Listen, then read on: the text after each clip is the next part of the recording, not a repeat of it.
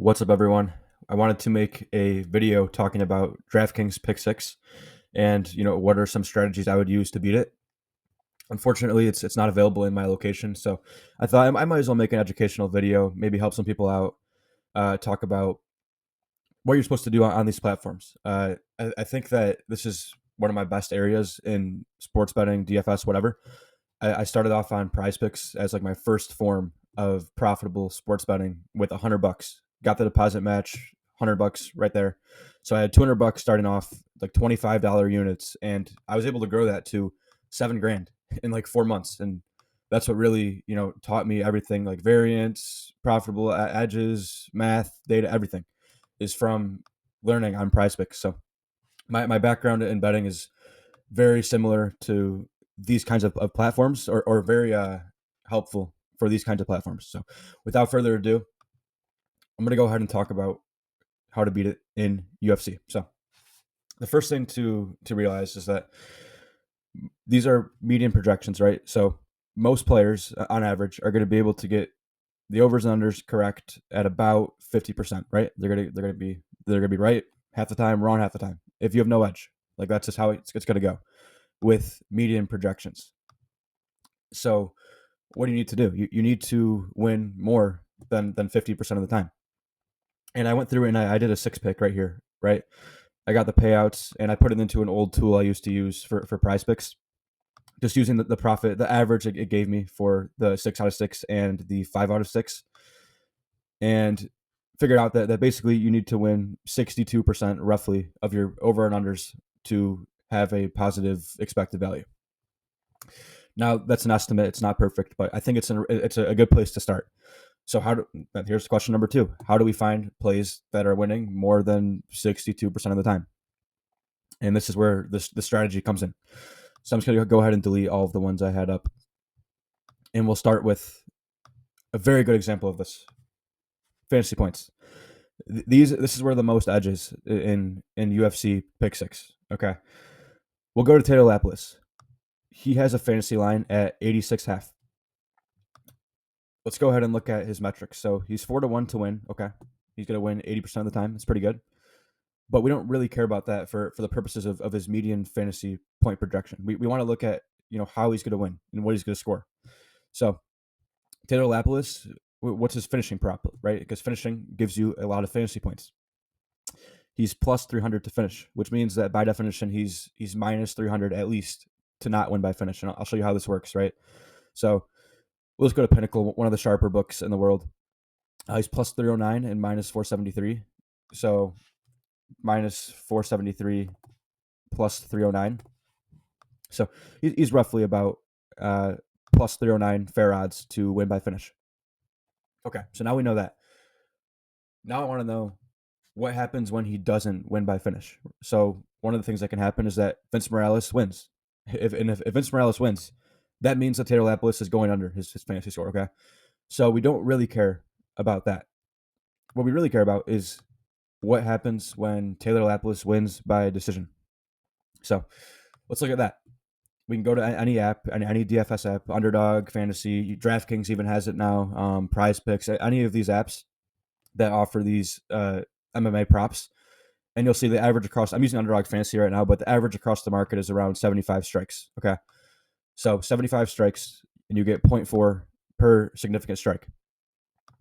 So we can expect on a median basis 30 points for the strikes. Okay. Then we're assuming he wins the decision, right? So plus your 30 points for a decision win. 60. Let's build in a safety net of 5 points margin of error. Let's do it again. Let's do another safety net, 5 points. We're at 70. Okay.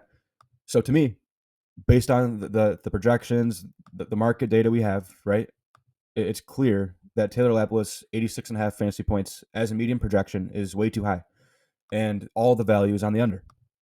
His line should be set roughly around 70 half based on our just like basic calculation right there. Okay. And so him to not win by finish is, I mean, we'll just be general. We'll say 75%. So you could honestly say that this under is roughly 75%. And let's be even more conservative. Let's say that it's 70%. We'll bake in even more margin for error. So we just found a prop that is roughly 70% to hit.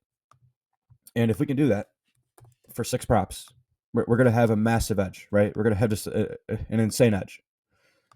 So what I would do is go through and find the fantasy points that you know are good. Like this lapless play, it's obviously good. We did a little bit of basic calculation, but we're not like cutting it close. We're not like at 55%. Like we know this is an extremely, or sorry, not 55. I'm used to prize picks. We're not cutting it close to 62, right? We're way over it, even with being super conservative. That's what you want to look for. You don't want to go like significant strikes and like insert your own opinion. Like, no, like maybe you can do that at the very end, but I would start on fantasy points and get as many of these props with an edge that you can. Let's go over another one. Ludovic Klein, 106 half. So first things first, see what he is to win by finish. If I can find him, here he is. So big favorite, but doesn't really matter for fantasy points, right? He is minus 190 ITD. Okay, so he's going to win ITD like 60% of the time or so. Plus 160 round one. And, I could go into detail, but right off the bat, like this prop looks good to me. Like I think this line is pretty good. 106 half. He wins by finish. He probably can go over that. He doesn't win by finish. He probably can go under that. It's. I think this is a pretty good line. Okay. Umar Sy, same. He has a relatively similar ITD line to Ludovic Klein. Same kind of thing. I think this is a good line. Benoit Saint Denis. Okay, we'll talk about this one. This one actually looks interesting. So, 103 half. I think I would lean towards the over. So we have Benoit Saint Denis. He's minus 255, right? So minus 255, and Moicano coming back at plus 215. So he's 70% to win. If he wins, does he go over? That's the question. That's what we have to figure out. We have to be as close to right about that as we can. So we know he has a good ITD line, whatever. But I mean, this one's tough too because it is 5 rounds. We don't know when he will finish. Like this one's a more convoluted judgment to make. But in my book, going through his game log, his fight style, really aggressive, bunch of takedowns. What's his takedown line? Let's take a look. One takedown, or sorry, three for Benoit. Yeah. So I mean, to me, if Benoit wins, not every time, but like 90% of the time, if Benoit wins this fight, he's going over the 103 half. And how often is he winning the fight? 70%. So this is another pick that I would strongly consider putting in my pick 6 lineup. Now it's not as strong as the lapless play, but it still is very strong. And what you can't do, right? Because I know people like to do this is like, oh, but I think Moicano might win. Like for this, my opinion's irrelevant. Like I don't have any opinion on the fights when it comes to this. And I'm like a big MMA guy. I love MMA. I watch every card. But for this, I'm not trying to guess what's happening. I'm just using the information that I have to leverage it on this platform, and that's it. So it's very important. You have to just accept that Benoit Saint Denis is going to win the fight 70% of the time, and in those wins, it's extremely likely that he goes over. So that's probably a pick that I would want to be on, unless we find a bunch that are a lot better than this, and then maybe we can get rid of it. But for now, this is sticking out as a pretty strong play. And then we can just go through and do the same process, right? Look at the points, look at how often the fighter is to win by finish, to not win by finish, calculate what their median projection will be in a decision win, and that's how I go about it. Okay, and I try to find 6 picks that are winning 70% of the time or more if possible, and I would try to get all of them from fantasy points because I think that's just the easiest edge there is in this. And let's say I can only find like 4 from fantasy points, then I would look to go to control time or takedowns or significant strikes. But these are hard. Like these, I would only really dive into these if you really have a lot of domain knowledge on the sport and these fights and the styles of them, because these are pretty hard just to guess. Um, I guess, is there anything else to talk about as far as? I mean, there's a bunch of other things too. Like, I wonder, can you correlate? So if I did, let's find a fight that's likely to go all 3 rounds. Um, we'll go with the Nora Cornell Cavalcanti, over 2.5 round line, heavily juiced. Can we take both strikers overs? Because this fight should be on the feet. It should go all 3 rounds most of the time. So if I can, I don't even I don't know if they're even here. Are they not on here? This is odd. Okay, so they're not on there. Okay. Then we'll go to what's another fight that should be a striking fight and should go all 3 rounds. Kevin Doucette versus Brian Battle. We'll do that one. So if we do both overs on Doucette and Brian Battle, where is he? Oh, he's there. Okay. Can we do that? I mean, you can.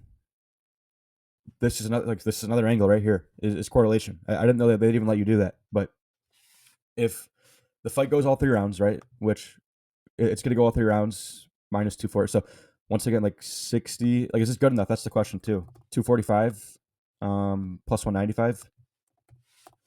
68%. Okay, yeah, that's good enough for me. So if this goes all 3 rounds, or okay, the 68% of the time that it does go all 3 rounds, we can expect that these guys will go over their strike line, right? And it's good. It's going to be correlated because if it does go all 3 rounds, it means that both of them will have more time to strike and all that. Okay, anyway, all that stuff, right? I don't really need to explain that. Like that's crazy to me that they're even letting you do that. I'm really mad I don't have this in my location. It's really annoying, but yeah, you could. We'll talk about correlation another time, but mainly I want to stick on the fact of the fantasy points. I would start there and get 6 picks if possible from here. And if you can't get 6 picks from here, then I would venture out into these other categories. I hope some of that analysis and the math made sense. If you have any questions, I'd be happy to answer them either in the comment section or the DFS PhD Discord. Oh, one more thing is obviously ownership is more of a part of this than it is in a platform like Prize Picks. I still think there's enough of a raw projection edge to where you can just ignore it. But what you could do is DFS PhD mentions this a lot is most people like to take overs. They just do. People like rooting for overs. So if you can find a prop like Laplace that's already really mathematically good on the under, and it just happens to be an under as well, I think that's where you get like the double leverage, right?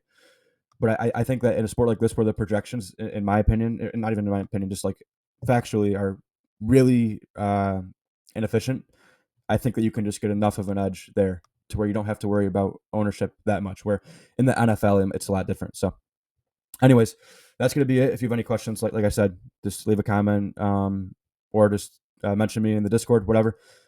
Hope that helps out, and I will see you guys in the next one.